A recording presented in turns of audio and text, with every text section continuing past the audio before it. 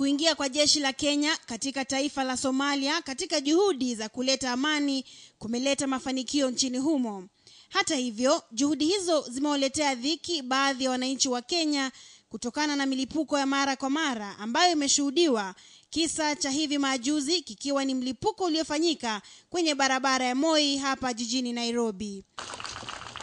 Katika mahafala ya kuhitimu kwa maafisa wa ulinzi ambapo maafisa kutoka mataifa mbalimbali barani Afrika walihudhuria katika taasisi ya kijeshi ya Karen, Waziri wa Ulinzi Mohamed Yusuf Haji alisema kuwa milipuko hiyo haitawavunja moyo katika juhudi zao za kulikomboa taifa la Somalia kutoka kwa kundi la kigaidi la Al-Shabaab. Ni hasara kupoteza maisha na kwa hasara kupoteza mali, lakini vita ni vita.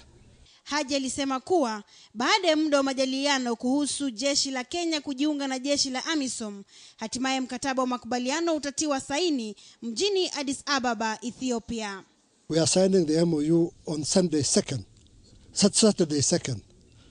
We as a Kenya have to go through, read page by page to ensure that whatever we sign is in the interest of Kenya. Na mmoja wa waathiriwa wa mkasa wa barabara ya Moi aliyekuwa na majeraha mwilini mwake ameaga dunia katika hospitali kuu ya kitaifa ya Kenyatta.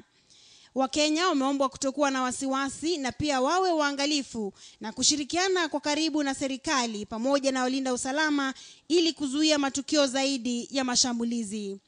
Mary Kilobi, KTN leo.